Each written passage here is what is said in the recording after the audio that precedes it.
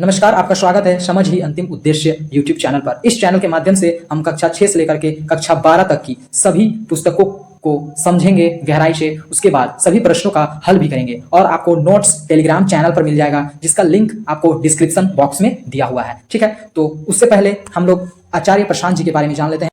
आचार्य प्रशांत जी दुनिया के सबसे ज्यादा फॉलो किए जाने वाले स्पिरिचुअल लीडर हैं। वे IAS, IIT, IIM, गेट जैसे टॉप एग्जाम क्लियर कर चुके हैं। इनके द्वारा करोड़ों विद्यार्थियों का जीवन बदल रहा है। उन्हें अवार्ड भी मिल चुका है एनवायरमेंट को सुरक्षा रखने के लिए। मैं एक वीडियो आपको रिकमेंड करना चाहूंगा, ऑपरेशन 2030। ये वीडियो आप अवश्य देखिएगा यदि आप अपने पृथ्वी से प्यार करते हैं तो।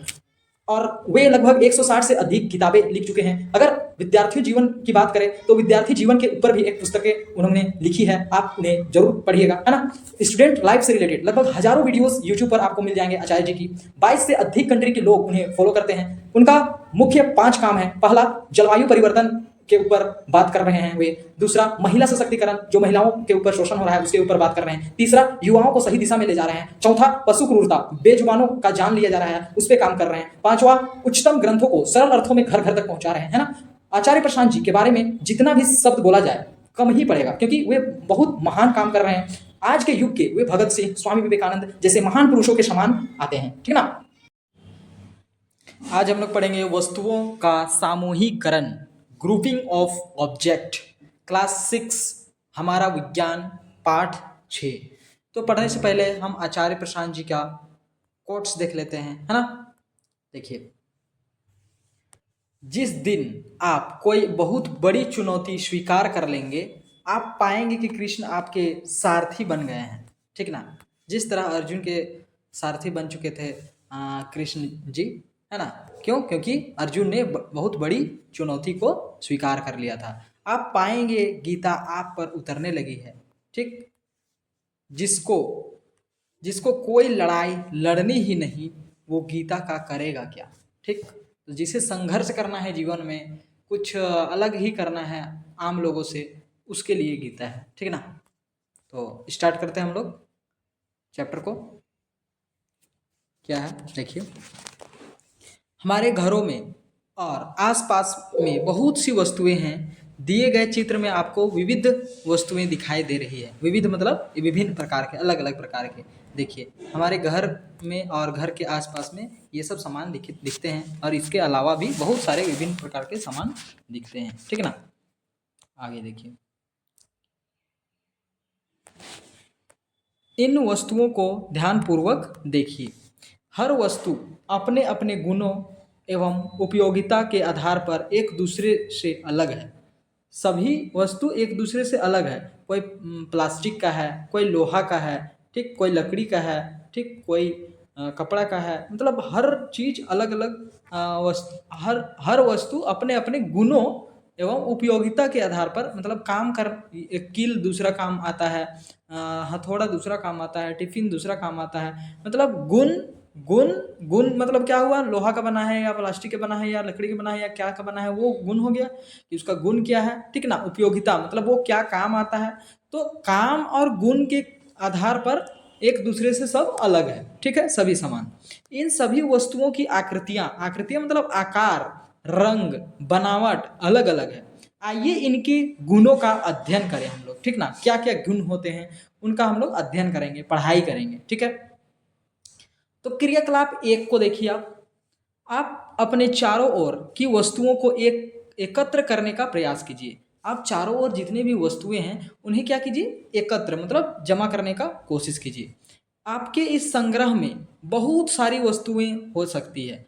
आप जब जमा करेंगे, संग्रह मतलब जमा करेंगे, तो बहुत सारी वस्तुएं हो सकती है, जैसे कि कील, खुरपी, पहिया, ये सब सामान आप तो जान रहे हैं क्या कहा जाता है।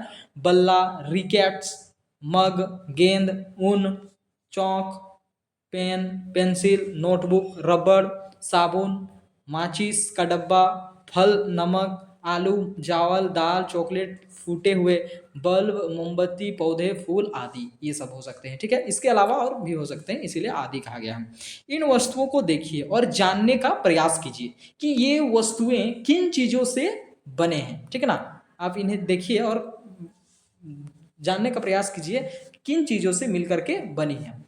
फिर इन्हें नीचे दी गई सारणी बनाकर अंकित कीजिए, ठीक है। देखिए, जैसा कि यहाँ सारणी बनाया गया है। गेंद, गेंद क्या से बना बना है? गेंद प्लास्टिक या रबर से। कुर्सी लकड़ी, लोहा, प्लास्टिक तीनों चीज से बनता है। हथौड़ा क्या से बना है? लकड़ी और लोहा से। पेन क्या से बना है? प्लास्टिक और लोहे से, इंक से, ये सब से बना है। ठीक है। इसी तरह जब हम वस्तुओं को उनके विशेष गुणों के आधार पर अलग अलग समूहों में रखते हैं, विशेष गुण, उसका क्या गुण है, ठीक है ना, गुण के आधार पर अलग अलग समूहों में रखते हैं, तब उसकी पहचान सरलता से की जा सकती है। इस क्रिया को समूहन कहते हैं। तो इसी क्रिया को क्या कहेंगे हम लोग? समूहन कहेंगे। ठीक, क्लियर है। किसी भी वस्तु का विशेष गुण है, मान के चलिए वो लोहा का वस्तु को एक जगह रख दिए हैं, या मान के चलिए हाँ गुण के अनुसार हो रहा, उपयोगिता नहीं कहा गया अभी, ठीक है ना। तो गुण के अनुसार यदि लोहा का सामान को एक तरफ रख दिए हैं, प्लास्टिक के सामान को एक तरफ रख दिए हैं, तो क्या हुआ? अगर उनके गुणों, विशेष गुणों के आधार पर हम लोग अलग अलग समूह में रख देते हैं, अलग अलग एक ग्रुप बना के रख देते हैं, तब पहचानने में हम लोग को सरलता होती है कि वो वहाँ लोहा वाला सामान है, यहाँ ये वाला सामान है, वहाँ वो वाला सामान है, तो हम आसानी से पहचान सकते हैं। तो वही क्रिया को क्या कहते हैं? समूहन कहते हैं। ठीक है, आगे चलते हैं हम लोग। आपने क्रियाकलाप 1 में जिन सामग्रियों को एकत्रित किया, ठीक, उन्हें अब निम्न तरीकों से वर्गीकृत करने का प्रयास कीजिए। अब निम्न मतलब इस तरीके से वर्गीकृत, बांटने का प्रयास कीजिए, है ना। देखिए कैसे बांटा गया है। लकड़ी, इनसे बनी वस्तुएं, लकड़ी से क्या क्या बनती है? लकड़ी से पेंसिल बनती है, बेंच, डेस्क, दरवाजा। प्लास्टिक से क्या क्या बनती है? पेंसिल, बॉक्स, लंच बॉक्स, ये सब। कागज, कागज से क्या क्या बनती है? ठीक है, नोटबुक, ये सब। चमड़ा से क्या बनता है? जूते, बेल्ट, बहुत आदि। रुई से क्या बनते हैं? गद्दा, तकिया, बहुत सी चीजें, है ना। तो इस तरह वर्गीकृत मतलब बांटा गया है। अब वस्तुओं को आकृति के अनुसार नीचे सारणी में वर्गीकृत किया गया है। ठीक, पहले तो क्या किया गया? इसे निम्न तरीकों से वर्गीकृत किया गया, मतलब पदार्थों से बनी विभिन्न वस्तुएं, इन पदार्थों से क्या क्या वस्तुएं और क्या क्या वस्तुएं बनी हैं, उस अनुसार से किया गया है। अब यहाँ क्या किया जा रहा है कि वस्तुओं उनकी आकृतियों के अनुसार कैसे बना है। आकृति, जैसे कि फुटबॉल और बॉल, कैसा आकृति है? गोलाकार आकृति है। अब वस्तुओं को आकृति के अनुसार नीचे दी गई सारणी में वर्गीकृत कीजिए, ठीक ना। तो वस्तु में ये सब है और आकृति में ये सब है। गेंद, फुटबॉल ये गोलाकार होते हैं। बेंच, डेस्क आयताकार होते हैं। आयताकार मतलब समझ रहे हैं ना, ऐसा आयताकार होते हैं। ठीक, दूसरा, अब आपका गिलास जो होता है वो बेलनकार होता है। ठीक, अब आप कल्पना कीजिए कि चाकू कपड़े से बनाया जाए या हथौड़ा कांच से बनाया जाए। कपड़ा, चाकू कपड़े से बनाया जाए या हथौड़ा कांच से बनाया जाए, तो क्या होगा? ठीक ना, चाकू काट नहीं पाएगी और हथौड़ा टूट जाएगा, है ना। किसी को दबाव नहीं डाल पाएगा किसी के ऊपर। ठीक, क्या होगा यदि नट वोल्ट मोम के बने हो? अगर मोम के नट वोल्ट बने होंगे तो क्या होंगे? वो टाइट होगा ही नहीं, ठीक ना, मजबूती से किसी चीज को पकड़ के रखेगा ही नहीं।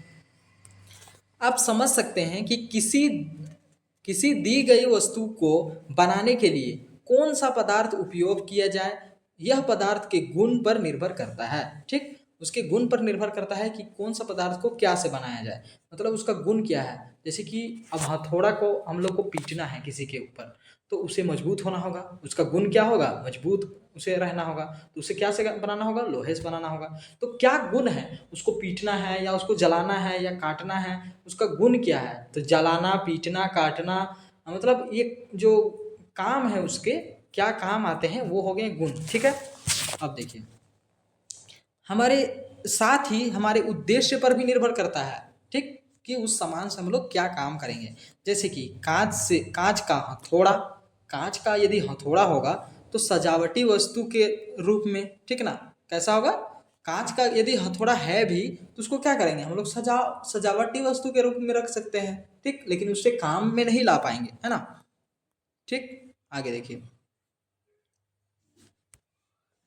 इस्तेमाल नहीं किया जा सकता है। ठीक, पर उसे किसी वस्तु पर प्रहार करने में उपयोग नहीं किया जा सकता है। आइए हम देखें कि पदार्थ के वे क्या गुण हैं जिन पर उनका उपयोग निर्भर करता है। पदार्थ के गुण, क्या क्या गुण होते हैं हम लोग देखेंगे। दिखावट, कुछ पदार्थ देखने में चमकीले होते हैं, है ना, और कुछ नहीं। कुछ पदार्थ देखने में चमकीले हैं होते हैं, कुछ नहीं। लोहा, तांबा, एल्युमिनियम के बर्तन एक दूसरे से भिन्न दिखते हैं। लकड़ी इन तीनों से अलग दिखती है। कुछ वस्तुएं ऐसी होती है जिन्हें पेंट कर चमकाया जा सकता है, परंतु प्राकृतिक रूप से उनमें चमक नहीं होती है। आमतौर पर जिन पदार्थों में प्राकृतिक चमक होती है धातु होते हैं, जैसे कि लोहा, सोना, तांबा, एल्युमिनियम इत्यादि।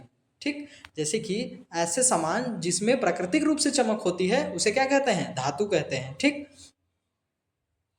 और जिसमें प्राकृतिक रूप से चमक नहीं होती है वे अधातु कहलाती है ना। आगे देखते हैं। और जिसमें चमक नहीं होती उसे क्या करते हैं हम लोग, ऊपर से पेंट दे करके चमकाते हैं, है ना। संपीड्यता, आइए इसे समझने के लिए एक क्रियाकलाप करें। क्रियाकलाप 3, कंप्रेसिबिलिटी मतलब कंप्रेस करना, दबाव। ठीक है ना। कांच की एक गोली को हाथ में दबाने का प्रयत्न कीजिए, क्या दबेगा कांच का गोली हाथ में? बिल्कुल नहीं। क्या इसका आकार बदला? मिट्टी को गीला करके उसकी एक गोली बनाइए और उसे दबाइए, बिल्कुल दब जाएगा।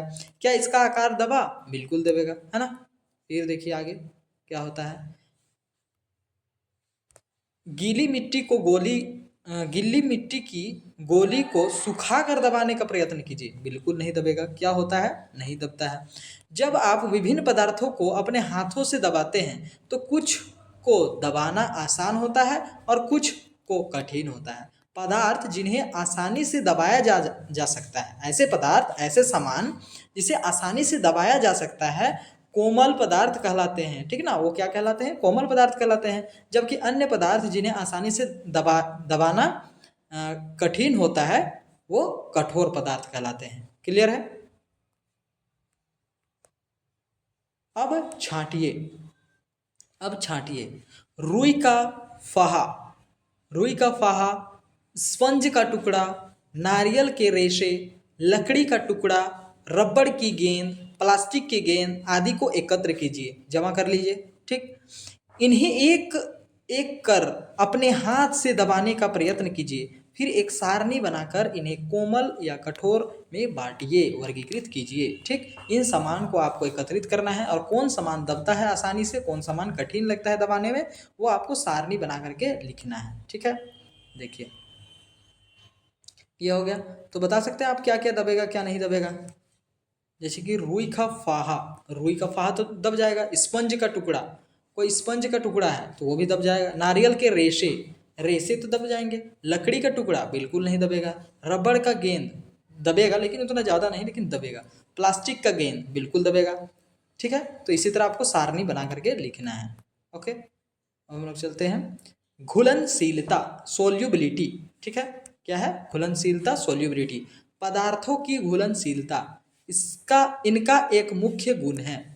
पदार्थों का घुलनशीलता इनका एक अलग ही मुख्य गुण है। क्रियाकलाप में देखते हैं। कांच के अलग अलग गिलासों में नमक, रेत, चीनी, मिट्टी का तेल, चौक का पाउडर ले लीजिए। क्या क्या लेना है, कांच के अलग अलग गिलासों में, सभी चीज़ को अलग अलग गिलास में लेना है। ठीक है, एक गिलास में नमक लेना है, एक गिलास में रेत मतलब बालू लेना है, चीनी लेना है, मिट्टी का तेल लेना है एक गिलास में, एक गिलास में चौक लेना है, चौक का पाउडर लेना है। ठीक है, सभी चीज़ों को अलग अलग गिलासों में लेना है। ओके, प्रत्येक गिलास को पानी से आधा आधा भर दीजिए। अब हर गिलास को क्या करना है, पानी से आधा आधा भर देना है। ठीक है, एक लकड़ी की छड़ी की सहायता से प्रत्येक में उपस्थित वस्तुओं को चलाइए। प्रत्येक वस्तुओं क्या करना है, चलाइए और फिर निरीक्षण कीजिए, मतलब देखिए कि क्या होता है। क्या कुछ पदार्थ पानी में घुल जाते हैं, इनकी सूची बनाइए। बताइए कि क्या क्या घुलेंगे क्या नहीं घुलेंगे। ठीक, क्या नमक घुल जाते हैं, बिल्कुल घुलते हैं। रेत बालू क्या घुलते हैं? नहीं घुलते हैं। चीनी क्या घुलते हैं? बिल्कुल घुल जाते हैं, ठीक है, लेकिन अच्छी तरह से नहीं घुलते हैं नमक और चीनी, लेकिन घुलते हैं, ठीक ना। ये क्लियर हो गया। आगे,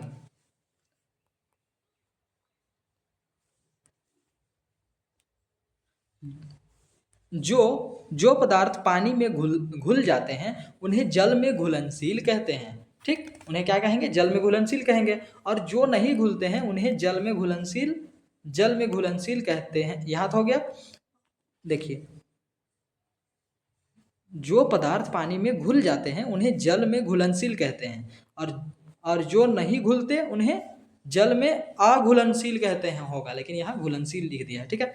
कुछ पदार्थ ऐसे होते हैं जो जल में नहीं घुलते हैं परंतु दूसरे किसी द्रव्य में घुलनशील होते हैं, जैसे कि नमक पानी में जाता है। नमक नमक पानी में घुल जाता है, ठीक। देखिए, भले ही नमक घुलनशील जैसा नहीं दिख रहा है, ठीक ना, भले ही नमक क्या है कि ऐसे पदार्थ होते हैं जो जल में नहीं घुलते परंतु दूसरे किसी द्रव से में घुलनशील होते हैं, जैसे कि नमक पानी में घुल जाता है। हाँ, नमक क्या होता है? पानी में घुल जाता है, दूसरे से नहीं घुलता है लेकिन पानी से घुल जाता है, पर तेल में नहीं घुलता। देखिए, नमक पानी में तो घुल जाता है, भले ही पानी में घुल जाता है लेकिन तेल में वही चीज़ नहीं घुलता है। इसी तरह मिट्टी का तेल जल में नहीं घुलता परंतु पेट्रोल में घुलनशील होता है। तो आप सतर्क रहेंगे, कभी कभी पेट्रोल में क्या मिलाया जा सकता है? मिट्टी का तेल, ठीक ना, और आपको बेचा जा सकता है, समझ रहे हैं ना, क्योंकि मिट्टी का तेल घुल जाता है पेट्रोल में। लेकिन वैसे आजकल महंगा हो गया है मिट्टी का तेल, तो वैसा कोई करेगा नहीं, ठीक। कुछ गैसें भी जल में विलय हैं, कुछ गैस भी जल में घुलते हैं, ठीक ना, जबकि कई गैसें जल में अघुलनशील है। कुछ गैसें अघुलनशील मतलब नहीं घुलते हैं, कुछ गैस जल में भी घुल जाते हैं। जल में कोई कोई गैस घुलते हैं, कोई कोई गैस के नहीं घुलते हैं। जल में घुलने वाली गैसों में से सबसे महत्वपूर्ण ऑक्सीजन गैस है। जल में जो घुलता है ऑक्सीजन, जो गैस घुलता है, जल में घुलने वाला गैस सबसे ज़्यादा कौन सा गैस घुलता है? ऑक्सीजन। तभी तो जल में रहने वाले जीव ऑक्सीजन ले पाते हैं, है ना, क्योंकि जल में ऑक्सीजन घुला हुआ रहता है। अब देखिए, जो जलीय जीवों और पौधों को जीवित रहने में आवश्यक है, यही बात हमने बोला, ठीक है, क्लियर है। वही क्या करता है? मदद करता है। जल में जो जीव जंतु रहते हैं उन्हें, या जल में जो पेड़ पौधे रहते हैं उन्हें मदद करती है, ठीक है, पौधे रहते हैं उन्हें, ठीक। अब पढ़े क्या क्या हम लोग? उत्प्लावकता, ठीक, फ्लोटेशन, है ना। क्रियाकलाप 5 को देखिए। क्रियाकलाप 5, सूखे पत्ते, कंकड़, प्लास्टिक की गेंद, कागज की नाव, लकड़ी का टुकड़ा, प्लास्टिक का बटन आदि लीजिए, ठीक है, यह सब ले लेना है। इन्हें पानी में भरी एक बाल्टी में डाल दीजिए, ठीक। इनमें से कौन कौन से पदार्थ जल की सतह पर तैरते हैं और कौन कौन से पदार्थ डूब जाते हैं? कौन कौन से पदार्थ सतह पर तैरते हैं और कौन कौन से पदार्थ डूब जाते हैं, आपको देखना है। इनकी एक सूची बनाइए, आप एक सूची बनाइए उनकी, कौन डूबते हैं कौन नहीं डूबते हैं। तो हम लोग पता करते हैं। सूखे पत्ते तो नहीं डूबेंगे, ठीक, कंकड़ डूब जाएगा, प्लास्टिक का गेंद नहीं डूबेगा, कागज का नाव नहीं डूबेगा, लेकिन बाद में जब भीग जाएगा तो डूब सकता है, ठीक है। लकड़ी का टुकड़ा नहीं डूबेगा, प्लास्टिक का बटन ये डूब जाएगा, ठीक। अब प्लास्टिक का बटन क्यों डूब गया, प्लास्टिक का गेंद क्यों नहीं डूबा, ये आपको 11th 12th में पढ़ने को मिलेगा, ठीक है। ये होता है सरफेस टेंशन, ठीक ना, सरफेस का इसका में आपका कॉन्सेप्ट है। इन्हें पानी से भरी एक बाल्टी में डाल दीजिए और आपको सूची बनाना है, ठीक है। दीजिए, इनमें से कौन से पदार्थ जल की सतह में तैरते हैं और कौन से पदार्थ डूबते हैं, इनकी सूची बनाइए। जल में तैरने वाले पदार्थ को क्या कहते हैं? प्लावक पदार्थ कहते हैं, उत्प्लावक पदार्थ कहते हैं। जो जल में तैर रहे हैं अच्छी तरीका से, उसे क्या कहेंगे? उत्प्लावक पदार्थ कहेंगे। पदार्थ के इस गुण को उपप्लावकता कहते हैं, ठीक। जो तैरते हैं उस पदार्थ को क्या कहेंगे? उपप्लवाक, उत्प्लावक उत्प्लावक कहेंगे। और जो जो इस गुण को धारण करता है उसे कहेंगे हम लोग उत्प्लावकता। क्लियर है। अब चुंबक चुंबकत्व पढ़ेंगे। ठीक, चुंबकत्व क्या होता है? मैग्नेटिज्म। ठीक है ना। चुंबक आप सुने होंगे, है ना। देखिए, आप पेन, पेंसिल, कपास, रबड़, चौक, लोहे की कुछ कील, ऑलपिन, सिक्के आदि को टेबल पर अलग अलग रखिए। क्या करना है? अलग अलग रख देना है इस चीज़ों को। आगे, एक छड़ छड़ चुंबक शिक्षक उपलब्ध कराएंगे। ठीक है ना, ये आप लोगों को शिक्षक देंगे, ऐसा कहा गया है। एक क्या करना है? छड़ जैसा एक चुंबक लेना है, बड़ा सा लीजिए, और प्रत्येक वस्तु के पास बारी बारी से ले जाइए। क्या करना है? प्रत्येक वस्तु के पास बारी बारी ले जाना है। आप पेन के पास जब ले जाइएगा तो वो बिल्कुल अट्रैक्ट नहीं होगा। ठीक है ना। पेंसिल के पास लेके जाइएगा, वो भी अट्रैक्ट नहीं होगा। कपास के पास लेके जाइएगा, नहीं अट्रैक्ट होगा। रबड़ के पास भी नहीं अट्रैक्ट होगा। चौक के पास भी नहीं अट्रैक्ट होगा। लोहे के कुछ कील रखे होंगे, उसमें तुरंत अट्रैक्ट हो जाएगा। आलपिन रखे होंगे, वो भी तुरंत अट्रैक्ट हो जाएंगे। सिक्के रखे होंगे, वो भी तुरंत अट्रैक्ट हो जाएंगे। ठीक है। तो ये क्या करना है? आपने निरीक्षण द्वारा अपने नीचे दी गई सारणी में भरिए। अब क्या करना है? सारणी में इसको भर देना है। ठीक ना। कौन अट्रैक्ट हुआ, कौन नहीं अट्रैक्ट हुआ। ठीक। अब तो यहाँ आपको फिल करना है ना। आगे बढ़ते हैं हम लोग। चुंबक जिन पदार्थों को अपनी ओर खींच लेता है वे चुंबकीय, तथा जिन पदार्थों को अपनी ओर नहीं खींचता है वे अचुंबकीय पदार्थ कहलाते हैं। चुंबकीय और अचुंबकीय क्लियर हो गया। लोहा, निकेल तथा कोबाल्ट जैसी धातुएं चुंबकीय होती है, जबकि लकड़ी, प्लास्टिक आदि अचुंबकीय होती है। ठीक। अब पारदर्शिता, ट्रांसपेरेंसी, इसे पढ़ेंगे।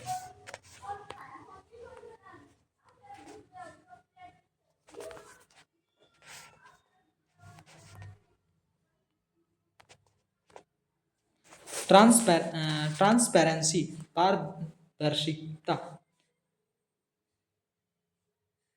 क्रियाकलाप 7, घुलनशील। आपने दुकानों में देखा होगा कि चॉकलेट, बिस्किट, मिठाई तथा अन्य खाद्य पदार्थों को दुकानदार शीशे या प्लास्टिक के जार में रखते हैं। आप देखे होंगे।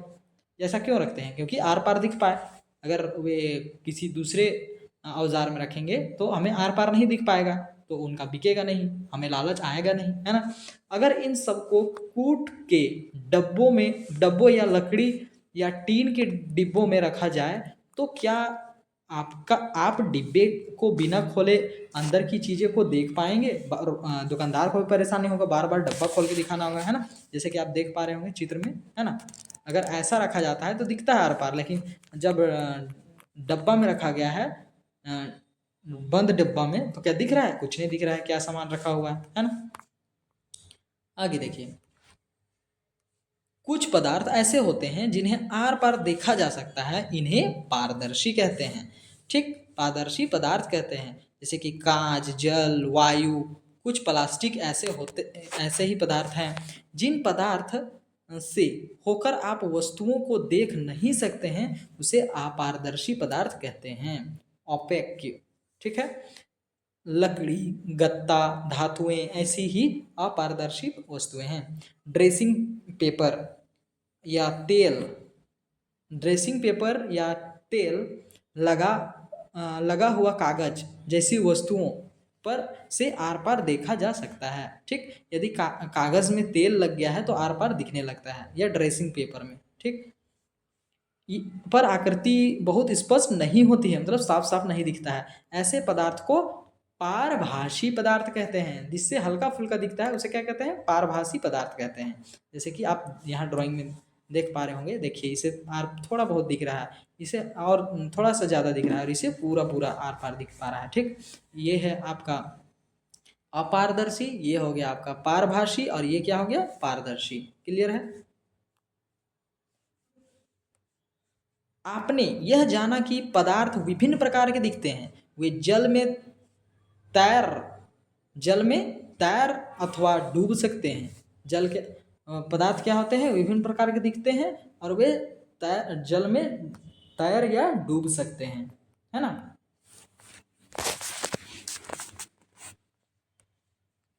वे पारदर्शी, अपारदर्शी और पाराभासी हो सकते हैं। ठीक है, क्लियर हो गया। इन्हीं गुणों के आधार मानकर इनको सामूहिकरण किया जा सकता है। इन्हीं गुणों, जितने भी हम लोगों ने गुण पढ़ा, जैसे कि क्या क्या गुण पढ़ा हमने, एक पारदर्शी, ठीक ना, पारदर्शी, अपारदर्शी, उत्प्लवकता, ठीक है, फ्लोटेशन, कौन डूबता है कौन नहीं डूबता है, चुंबकत्व, कौन चुंबक से अट्रैक्ट होता है कौन नहीं अट्रैक्ट होता है ना। फिर क्या पढ़ा हमने, घुलनशीलता, कौन घुलता है कौन नहीं घुलता है, संपिंडीयता, मतलब कौन कंप्रेस दबता है कौन नहीं दबता है, कौन दिखावट में चमकीला होता है कौन नहीं होता है। तो इसी के अनुसार हम लोग क्या करते हैं, गुणों में, इसके गुणों के अनुसार हम लोग बांट देते हैं सभी चीज़ों को, ठीक। परंतु यह एक महत्वपूर्ण प्रश्न है कि हमें पदार्थों को समूह में रखने की आवश्यकता क्यों पड़ती है। दैनिक जीवन में हम प्रायः पदार्थों की सामूहिकरण अपनी सुविधा के लिए करते हैं, ठीक। रसोई या दवाखाना में अपने वस्तुओं का भंडारण देखा होगा, वहाँ एक जैसी वस्तुएं एक साथ रखी होती है। इस प्रकार की व्यवस्था द्वारा विशेष वस्तुओं को ढूंढना आसान होता है। इसी प्रकार का सामूहिकरण, सामूहिकरण मतलब एक जगह एक वस्तु को, एक गुण वाला वस्तु को रखा जाता है, उसको सामूहिकरण कहते हैं। सामूहिकरण किराना की दुकान या पुस्तकालय में भी आप देख सकते हैं, ठीक। इसके अतिरिक्त सामूहिकरण का एक और लाभ यह है कि इस प्रकार के समूहों में बांटकर उसके गुण का अध्ययन एवं गुणों में दिख रहे पैटर्नों का अवलोकन करना सरल हो जाता है। इस तरह समूह हम लोग रख के क्या लाभ हो सकता है कि उनके क्या गुणों का हम लोग पढ़ाई कर सकते हैं, गुणों को जान सकते हैं, अध्ययन कर सकते हैं, समझ सकते हैं, ठीक। अब हम लोग करेंगे हमने क्या सीखा, है ना। हमने क्या सीखा, हमने सीखा हमारे आसपास की वस्तुएं विभिन्न प्रकार के पदार्थों की बनी होती है। हमारे आसपास की जितनी भी वस्तुएं हैं सभी अलग अलग पदार्थ के बने हुए हैं, कोई भी एक पदार्थ का नहीं बना हुआ है।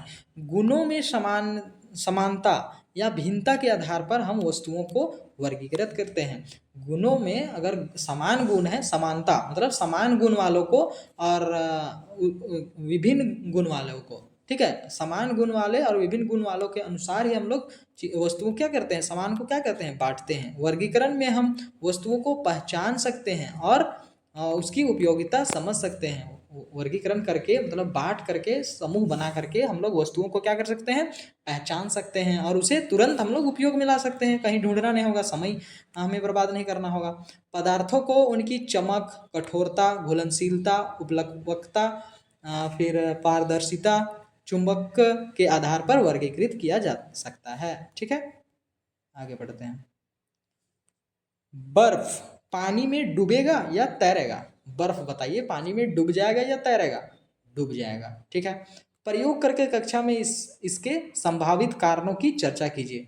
क्या कीजिए आप, ये आपको खुद से करना है और कक्षा में आपको चर्चा करना है ना। शिक्षण के क्रम में बच्चों को जरूर बताइए कि प्रकृति में सबसे हल्का तत्व हाइड्रोजन है। प्रकृति में सबसे हल्का तत्व क्या होता है, हाइड्रोजन होता है। एवं सबसे कठोर प्राकृतिक पदार्थ क्या होता है, प्राकृतिक पदार्थ हीरा होता है।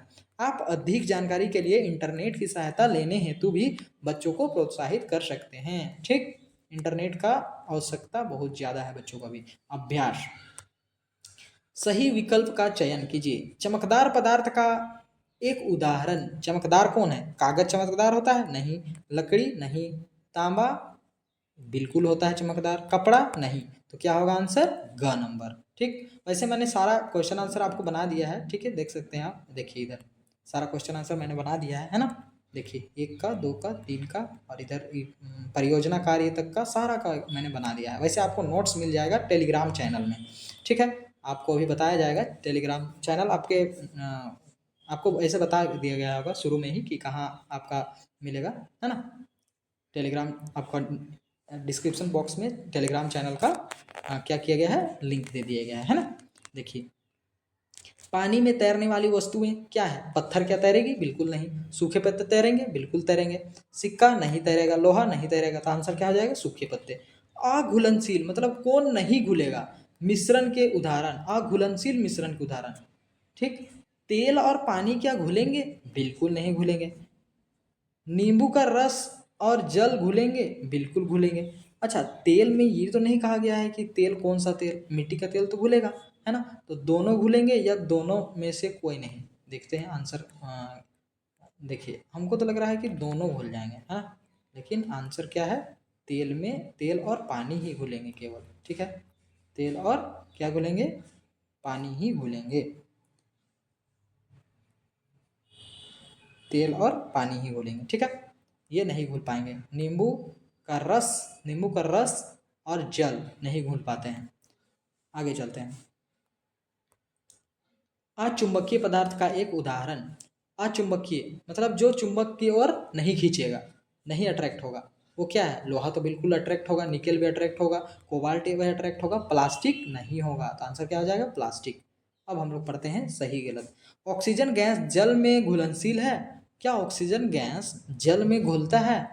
बिल्कुल घुलता है। ठीक है, तभी तो जल में रहने वाले जीव को ऑक्सीजन मिल पाती है। तो ये क्या होगा? सही होगा। स्पंज के टुकड़े को नहीं दबाया जा सकता है? बिल्कुल दबाया जा सकता है। तो ये क्या होगा? नहीं दबाया जा सकता है बोल रहा है, तो ये गलत बोल रहा है। ठीक, तो यहाँ गलत होगा। सोना पानी के संपर्क में आने पर आसानी से चमक खो देता है? बिल्कुल नहीं खोता है, ये गलत बोल रहा है, इसीलिए गलत होगा। पानी एक अपारदर्शी पदार्थ है? अपारदर्शी? बिल्कुल गलत, ये तो पारदर्शी पदार्थ है पानी, है ना? तो गलत बोल रहा है, तो गलत दे देंगे, है ना? आगे देखिए, निम्नलिखित में प्रत्येक के दो दो उदाहरण दीजिए। नरम पदार्थ कौन कौन से हैं? जैसे कि गीली मिट्टी, फिर रबड़, ये सब। जल में घुलनशील द्रव्य, जल में कौन कौन घुल जाएंगे? नम क्या क्या घुल जाएंगे? जल में घुलनशील वाले द्रव, तेल घुल जाएंगे। ठीक है, फिर नींबू के रस तो नहीं घुलते हैं, है ना? तो क्या घुलेंगे? देखिए, जल में घुलनशील शहद, नींबू के रस। अच्छा, नींबू के रस घुल रहे हैं, तो यहाँ तो दोनों आंसर होगा। ठीक है, यहाँ पर क्या आंसर होगा? यहाँ दोनों होगा। ठीक, यहाँ दोनों आंसर होगा, है ना? अच्छा, अघुलनशील मिश्रण पूछा गया है। हमने क्वेश्चन अच्छा से नहीं पढ़ा था। क्या कहा गया? अघुलनशील मतलब कौन नहीं घुलेंगे, है ना? तो कौन नहीं घुलेगा? तेल और पानी नहीं घुलेगा। ठीक, नींबू का रस घुलेगा, है ना? तो इसीलिए आंसर क्या हो जाएगा? नींबू का रस। अच्छा, अघुलनशील कौन नहीं घुलेगा, तो आंसर क्या हो जाएगा? तेल और पानी। नींबू का रस तो घुलेगा। ठीक, क्लियर है? आगे देखिए, यहाँ जो क्वेश्चन कहा गया है आपको, नरम पदार्थ तो हो गया। जल में घुलनशील द्रव्य कौन कौन होगा? शहद हो जाएगा और एक नींबू का रस। आगे, जल में घुलनशील गैस क्या क्या गैस है जो कि घुल सकते हैं? ऑक्सीजन गैस, है ना? और क्या घुल सकते हैं? कार्बन डाइऑक्साइड भी घुल सकते हैं। जल में अघुलनशील ठोस, नहीं घुलने वाले ठोस क्या क्या हैं? जैसे कि बहुत से ठोस है जो कि नहीं, पत्थर, रेत, ये सब नहीं घुलेंगे। ओके, देखिए मैंने सारा उत्तर लिखवा दिया है। आगे चौथा नंबर क्वेश्चन में क्या है? निम्नलिखित में किन पदार्थों को आप मुलायम पदार्थ के रूप में चिन्हित करेंगे और क्यों? बर्फ, रबड़ का छल्ला, पत्ता, पेंसिल, मोती, पका हुआ चावल, रोटी, दाल, सर्प, क्या है? शार्पनर, कटर जो होता है जिसे पेंसिल छीलते हैं। मतलब कह रहे हैं कि इनमें से कौन सा मुलायम है और क्यों है, ऐसा पूछ रहा है। ठीक है, किसे चिन्हित करेंगे और क्यों? जैसे कि बर्फ, बर्फ क्या है? मुलायम है? बिल्कुल नहीं है, वह कठोर होता है, उसे पीटने पर टूट जाता है। ठीक ना? रबर का छल्ला, बिल्कुल ये तो मुलायम होता है ना? क्योंकि इन्हें दबाने पर दबता है। पत्ता, पत्ता दबाने पर दबता है। ठीक, ये भी मुलायम होता है। पेंसिल बिल्कुल नहीं दबता है, ये कठोर होता है। मोती बिल्कुल नहीं दबेगा, ये भी कठोर होती है। पका हुआ चावल बिल्कुल दब जाता है क्योंकि वो गीले ही हो जाती है। रोटी बिल्कुल दबती है ना? क्योंकि वो भी उतनी कठोर नहीं होती है। दाल, दाल दबती नहीं है यदि वो पकी हुई नहीं होती है तो। शार्पनर, कटर क्या दबेगा? बिल्कुल नहीं दबेगा। ठीक, अब क्या करना है 5 नंबर में, निम्नलिखित समूह में मेल ना खाने वाले वस्तु ज्ञात कीजिए। कौन मेल नहीं खा रहा है उसे ज्ञात कीजिए। जैसे कि कुर्सी, मेज, अलमारी, बच्चा, पलंग। क्या मेल नहीं खा रहा है? बच्चा मेल नहीं खा रहा है। देखिए सभी क्या है, कुर्सी, मेज, अलमारी, पलंग, ये लकड़ी के बने हुए कोई वस्तु हैं, और यहाँ क्या है, कोई जीव को दिखा दे रहा है बच्चा को, है ना। अब इसमें गुलाब, गेंदा, नाव, पलाश, कमल। देखिए नाव यहाँ क्या है, समूह में मेल नहीं खाएगा। क्यों? क्योंकि सभी फूल हैं। देखिए गुलाब फूल है, गेंदा फूल है, पलाश है, कमल है, लेकिन नाव तो एक नाव है, ठीक ना। चीनी, रेत, कॉपर सल्फेट, नमक। यहाँ रेत होगा क्योंकि सभी चीज़ तो घुल जाएंगे, लेकिन रेत नहीं घुलेगा। तेल, चाय, शरबत, पानी। चाय घुल जाएगा, शरबत भी घुलने वाला चीज़ है, और पानी भी घुलने वाला चीज़ है, लेकिन तेल नहीं घुलेगा, ठीक है, पानी में। निम्नलिखित वस्तुओं को घुलनशील और अघुलनशील वस्तुओं में वर्गीकृत कीजिए। कौन सा घुलनशील है, कौन सा अघुलनशील है, उसे वर्गीकृत कीजिए। चीनी क्या घुलेगा? बिल्कुल घुल जाएगा। नमक क्या घुलेगा? बिल्कुल घुल जाएगा। सरसों का तेल नहीं घुलेगा। बालू भी नहीं घुलेगा। शहद घुल जाएगा। चौक का चूर्ण घुल जाएगा। फूलों की पंखुड़ी यहाँ नहीं घुलेगी। मिट्टी घुल जाएगी, लेकिन पूरी अच्छी तरीके से नहीं घुलेगी। गेहूं का आटा घुल जाएगा, है ना। नीचे कुछ वस्तुओं का नाम दिए गए हैं, जल, बल्ब, बॉल, संतरा, चीनी, सेब, अंगूर, घड़ा, ग्लोब। इसका सामूहिकरण कीजिए। इसका क्या करना है, समूह बनाना है। तो गोल आकार का कौन कौन होते हैं? बॉल होगा, संतरा होगा, और सेब होगा, फिर आपका ग्लोब होगा। अन्य आकृतियाँ बाकी जो बचे वो होंगे। खाद्य पदार्थ कौन कौन है खाने जैसा?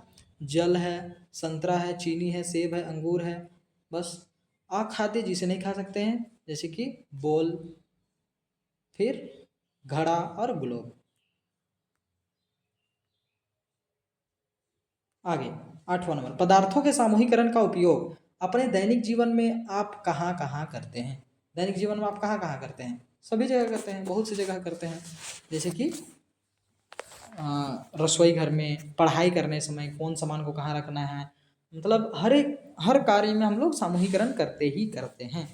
पारदर्शी, पारभाषी और अपारदर्शी वस्तुओं में अंतर उदाहरण सहित लिखिए।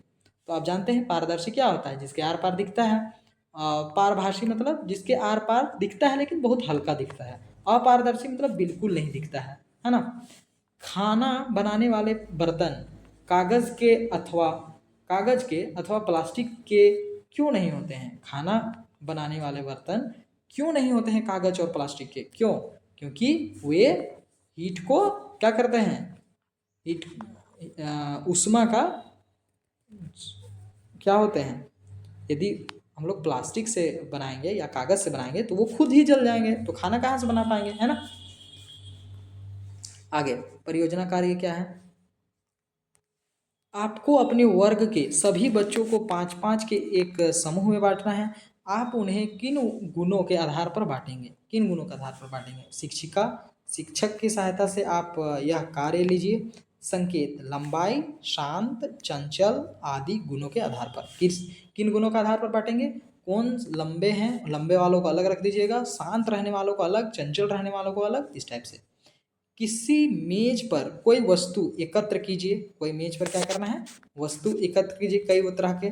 आपको उन्हें कुछ मिनट प्रेक्षण करने के बाद, देखने के बाद किसी दूसरे कमरे में जाकर उन सभी वस्तुओं को आपको याद है, जो आपको याद है उनके नाम लिखना है। क्या करना है, एक ही जगह सबको रखना है और नाम लिखना है। इस स्मरण शक्ति खेल में प्रतिभागियों को बताइए कि वे विशिष्ट गुण के साथ वस्तुओं का नाम याद रखें। हर गुण के साथ, कौन तैरने वाला है, कौन घुलनशील है, कौन चुंबकीय है, कौन उत्प्लवकता है, ठीक है, मतलब गुणों के अनुसार उसे याद रखना है। क्लियर है? तो क्लियर, हम लोग का खत्म हो गया चैप्टर, है ना। देखिए क्वेश्चन आंसर दे दिया गया है, आपका सारा क्वेश्चन आंसर ये आपको टेलीग्राम चैनल में आप डाउनलोड कर लीजिएगा, है ना।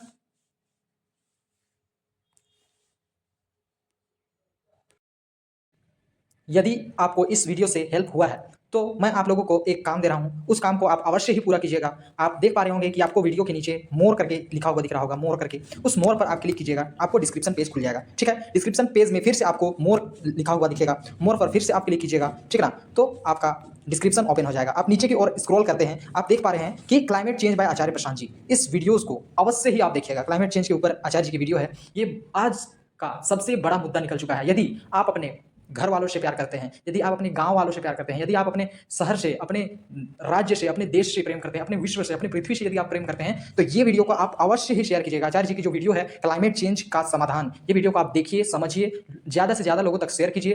क्योंकि अगर आप अपने देश के लिए कुछ काम करना चाहते हैं, कुछ अपना स्वधर्म निभाना चाहते हैं, तो ये वीडियो को ज़्यादा से ज़्यादा लोगों तक शेयर कीजिए। क्योंकि सबसे बड़ा मुद्दा बन चुका है अभी क्लाइमेट चेंज। क्योंकि 365 में से ऐसा कोई भी दिन नहीं है जिस दिन हमारा क्लाइमेट ठीक है ना। और सबसे बड़ा नुकसान जानवरों को हो रहा है और गरीब तबके के लोगों को हो रहा है, ठीक है। जो कि इसके लिए वे जिम्मेवार भी नहीं है। जिम्मेवार तो वो अमीर लोग हैं जो ज़्यादा से ज़्यादा कार्बन फुटप्रिंट छोड़ रहे हैं और पृथ्वी को नुकसान पहुंचा रहे हैं, ठीक है।